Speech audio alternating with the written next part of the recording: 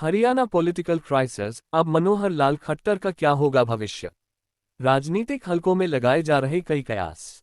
हरियाणा के निवर्तमान मुख्यमंत्री मनोहर लाल के अचानक इस्तीफा देने और निवर्तमान गृह मंत्री अनिल विज को नायब सिंह सैनी की कैबिनेट में जगह नहीं मिलने के बाद राजनीतिक गलियारों में सिर्फ एक ही सवाल पर चर्चा हो रही है। अब मनोहर लाल और अनिल विज का क्या होगा। मनोहर लाल लोकसभा चुनाव लड़ेंगे या फिर भाजपा के केंद्रीय नेतृत्व में अपनी सेवाएं देंगे। हरियाणा के निवर्तमान मुख्यमंत्री मनोहर लाल के अचानक इस्तीफा देने और निवर्तमान गृह मंत्री अनिल विज को नायब सिंह सैनी की कैबिनेट में जगह नहीं मिलने के बाद राजनीतिक गलियारों में सिर्फ एक ही सवाल पर चर्चा हो रही है, अब मनोहर लाल और अनिल विज का क्या होगा। मनोहर लाल लोकसभा चुनाव लड़ेंगे या फिर भाजपा के केंद्रीय नेतृत्व में अपनी सेवाएं देंगे। लोकसभा चुनाव लड़कर जीते तो क्या प्रधानमंत्री नरेंद्र मोदी की कैबिनेट में मंत्री बन सकते हैं या फिर किसी राज्य में राज्यपाल की भूमिका में होंगे। प्रदेश के राजनीतिक गलियारों में इस सभी सवालों के जवाब बड़े ही सकारात्मक अंदाज में दिए जा रहे हैं। राज्य में 9.5 साल मुख्यमंत्री रहते हुए मनोहर लाल ने जिस तरह प्रदेश की सेवा की और एक समान विकास कार्यों पर जोर दिया, उससे उनकी छवि साफ सुथरे और दाग रहित नेता के रूप में उभरकर सामने आई है। खट्टर की भाजपा में पहले क्या थी जगह। मनोहर लाल मुख्यमंत्री बनने से पहले भाजपा संगठन के व्यक्ति थे। भाजपा संगठन में आने से पहले राष्ट्रीय स्वयंसेवक संघ के प्रचारक रहे। कई राज्यों में प्रधानमंत्री नरेंद्र मोदी के साथ मनोहर लाल ने काम किया। दोनों एक दूसरे के सेवा भाव, संगठन के प्रति समर्पण और जन कल्याण के प्रति हमेशा अग्रसर रहने की प्रवृत्ति को जानते हैं। प्रधानमंत्री नरेंद्र मोदी जिस भी राज्य में जा रहे हैं, वहीं एनडीए की 400 पार सीटों की बात कर रहे हैं। भाजपा की 370 से अधिक सीटें आने का भरोसा तो उन्हें है ही। मोदी की कोशिश अधिक से अधिक सीटें जीतने की है, इसलिए उनके लिए लोकसभा की एक एक सीट काफी अहमियत रखती है। खट्टर को लेकर लगाए जा रहे कई कयास। राजनीतिक गलियारों में चर्चा है कि प्रधानमंत्री नरेंद्र मोदी निवर्तमान मुख्यमंत्री मनोहर लाल को करनाल लोकसभा सीट से चुनाव लड़वा सकते हैं। ऐसी ही चर्चा अनिल विज के बारे में है, लेकिन अंबाला चून की आरक्षित लोकसभा सीट है, तो ऐसे में उन्हें किसी दूसरी लोकसभा सीट पर भेजा जा सकता है। जातीय समीकरणों के हिसाब से मनोहर लाल और अनिल विज दोनों पंजाबी हैं।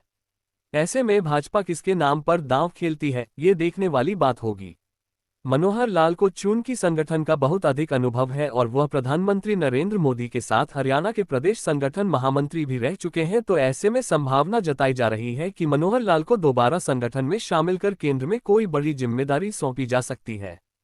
किसी राज्य के राज्यपाल के रूप में भी मनोहर लाल की सेवाएं ली जा सकती हैं, लेकिन उनकी उम्र अभी काफी कम है। मनोहर लाल 68 साल के हैं। ऐसे में उनकी उम्र को राज्यपाल के पद के करीब अभी नहीं माना जा सकता है, जिस कारण मनोहर लाल को लोकसभा चुनाव लड़ाने के साथ ही भाजपा के शीर्ष नेतृत्व में जगह देने की संभावनाओं से बिल्कुल भी इनकार नहीं किया जा सकता।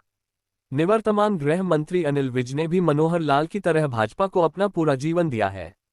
इसके बदले में भाजपा ने भी अनिल विज को बहुत कुछ दिया। विज को गुस्सा जल्दी आता है, लेकिन तभी आता है जब उन्हें कोई बात अच्छी न लगे। पार्टी उनके नेतृत्व की क्षमता से भी अच्छी तरह वाकिफ है। लोकसभा चुनाव सिर पर है और उसके तुरंत बाद विधानसभा चुनाव होना है, तो ऐसे में अनिल विज की सेवाएं भी संगठन में ली जाने की संभावनाएं बनी हुई हैं। कंप्यूटर ऑपरेटर से सीएम बनने तक का रोचक सफर। हरियाणा के 15वें मुख्यमंत्री बने नायब सिंह सैनी कभी भारतीय जनता पार्टी में निवर्तमान मुख्यमंत्री मनोहर लाल के साथ संगठन में काम करते हुए कंप्यूटर ऑपरेटर होते थे। मनोहर लाल भाजपा में संगठन मंत्री थे, तब वह अपने कार्यालय के कर्मचारियों में सबसे अधिक भरोसा कंप्यूटर ऑपरेटर नायब सिंह पर ही करते थे। कई साल तक भाजपा मुख्यालय में काम करने वाले नायब सिंह सैनी ने कुछ समय संगठन की राजनीति को छोड़कर अंबाला जिले के नारायणगढ़ में केबल ऑपरेटर के रूप में भी काम किया।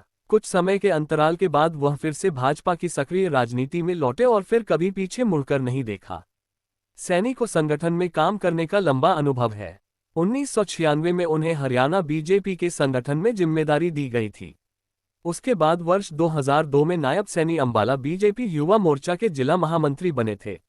2005 में नायब सिंह सैनी भाजपा अंबाला युवा मोर्चा के जिला अध्यक्ष बने। इसके बाद उन्हें बीजेपी हरियाणा किसान मोर्चा का प्रदेश महामंत्री भी बनाया गया। साल 2012 में नायब सैनी का प्रमोशन हुआ और उन्हें अंबाला का जिला अध्यक्ष बना दिया गया। 2014 के विधानसभा चुनाव में नायब सिंह सैनी को नारायणगढ़ से टिकट दिया गया और वह जीतकर विधानसभा पहुंच गए। नायब सिंह सैनी को मनोहर लाल के करीबी होने का भी फायदा मिला। वर्ष 2016 में उन्हें मनोहर लाल के नेतृत्व वाली हरियाणा सरकार में राज्य मंत्री बनाया गया। 2019 के लोकसभा चुनाव में नायब सिंह सैनी को कुरुक्षेत्र से टिकट दिया गया और वह सांसद बन गए। सैनी मनोहर लाल के करीबी हैं। 27 अक्टूबर 2023 को ही उन्हें हरियाणा भाजपा का अध्यक्ष बनाया गया था। अब मंगलवार को उन्हें प्रदेश का मुख्यमंत्री बना दिया गया। Nation news bureau. पहले से 10 की 10 सीटें भारतीय जनता पार्टी के चुनाव चिन्ह पर लड़कर के हमने नरेंद्र मोदी जी के झोले में दी हुई है और वही हमारा अगला मंसूबा है। इसलिए केंद्रीय जो हमारा नेतृत्व है उनसे उन्होंने बातचीत की होगी, तो उसमें से उनको हम लोगों ने अपने आप खुद 10 सीटें लड़ेंगे। उसमें से उन्होंने कोई निर्णय किया होगा तो मुझे जानकारी नहीं है, ऑफिशियल कोई बात तो उनके हमारे सामने आई नहीं है, लेकिन ये जानकारी मिली कि अब उन्होंने अपना निर्णय ले लिया है कि हम अलग से लोकसभा की सीटें लड़ेंगे। उसी में से आगे के सब निर्णय हुए हैं, तो ये तो एक घटनाक्रम हो सकता है। अपडेट्स के लिए नेशन न्यूज को सब्सक्राइब करना ना भूलें और नोटिफिकेशन के लिए रेड बेल आइकन जरूर दबाएं।